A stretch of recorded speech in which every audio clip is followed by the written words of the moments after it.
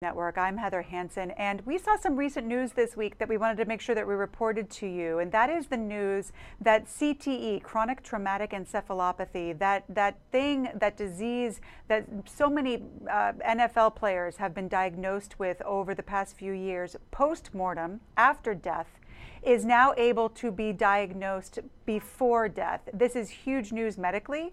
It's also huge news for many of our cases. So we wanted to talk to one of our favorite experts, Dr. Domenick Sportelli. Good afternoon, doctor.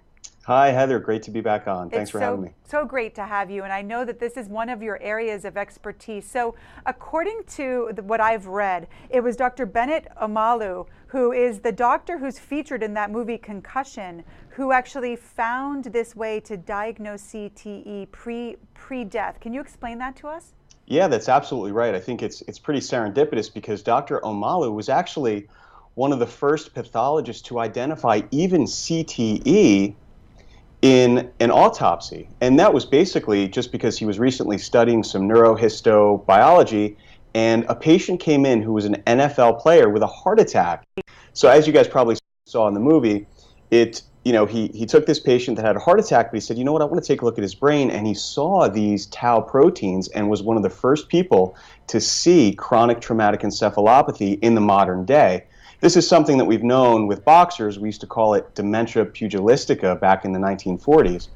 But Dr. Omalu really changed things and changed the progression of what we understand. So now, incredibly important is this breakthrough that not only can we diagnose CTE through autopsy, but we can potentially see it in living subjects. And this changes the playing field completely. It changes it for research, it changes it for legal issues, it changes it for treatment, it changes it for prevention. I mean, just really, really profound stuff.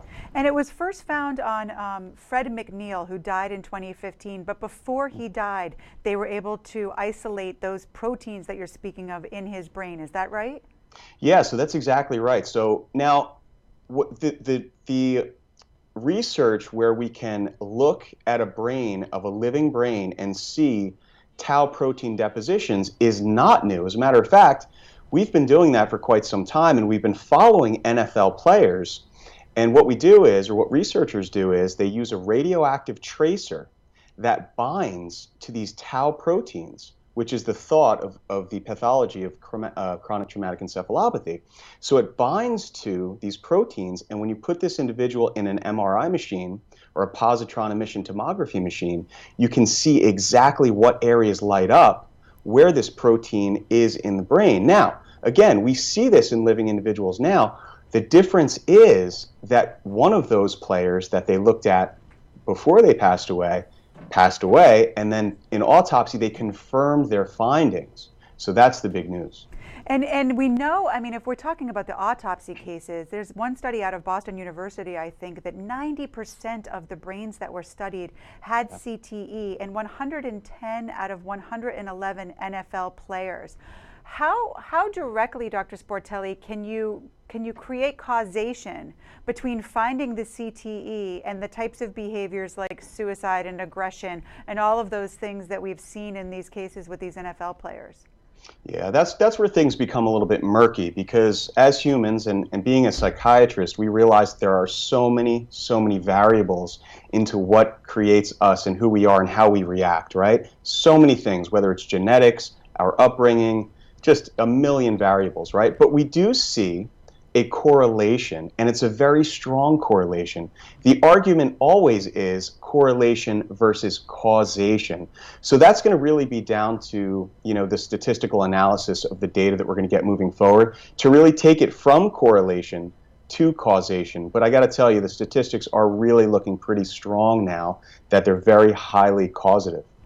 I had another question about that. Can you time the damage? Because my question as a lawyer, if I was defending these cases, say we're talking, and we've shown some pictures of Aaron Hernandez and of Junior Seau, two people who have passed away, who have been found to have CTE on autopsy, whose families are suing. And if I was defending those cases, they're suing the NFL. If I was defending those cases, I would say, well, those gentlemen played Pop Warner football and high school football and college football. And are you able able to, or do you think you'll be able to time out the time of the damage? Well, when we look at CTE on pathology, when we look at the brain specimens of people that have CTE, or even people now with our PET scanning, the way that we look at it is we divide it into 4 stages, 1 through 4, 1 being the most mild and 4 being the most severe. And you can very clearly see the progression. You could see someone with mild CTE by the distribution and density of that tau protein accumulation. So I guess the answer is yes, you can see someone that potentially has some mild disease versus someone that has been, over the course of many, many, many years, even decades, to the progression of stage 4 disease. How fast it progresses or how much brain trauma is necessary is still sort of in the experimental and data gathering phase. Now, do you think, and I think you've mentioned this already, how is this going to impact the ability? I mean, we can talk about the legal impact, but that's really less important to the families as the ability to treat CTE. Do you think that this discovery of this protein before death is going to help doctors be able to treat this condition?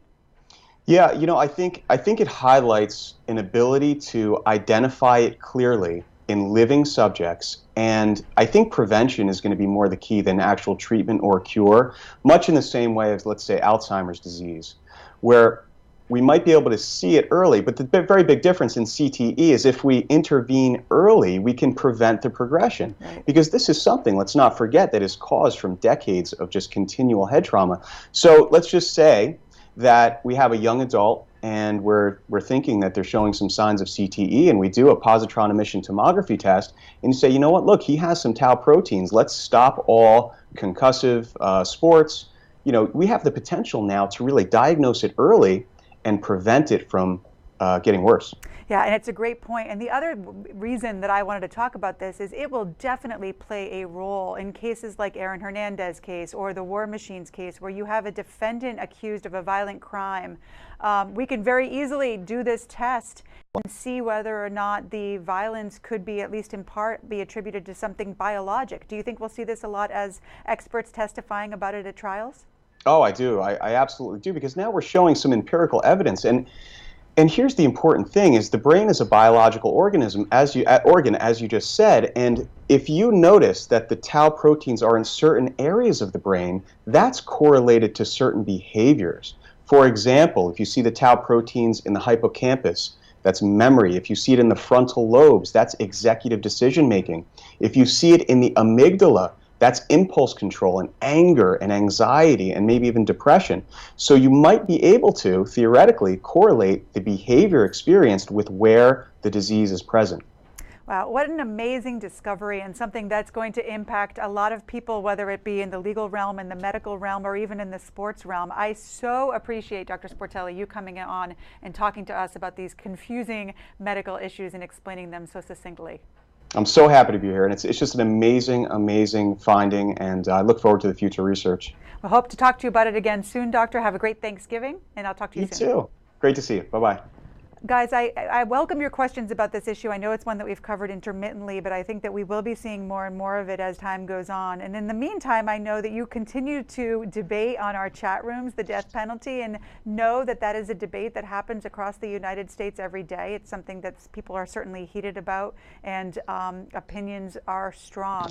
We want to continue to show you the mitigating evidence. I know some of you missed some of this testimony and some of these arguments in the past few days, so we want to make sure to bring that to you. We will bring you back live to the courtroom the minute there is anything to show you there. If there's a question or perhaps a verdict, we will bring that to you right away. But for now, I want to continue with the testimony of Adam Matos' godmother, who is testifying regarding the mitigating damages aspect of this case.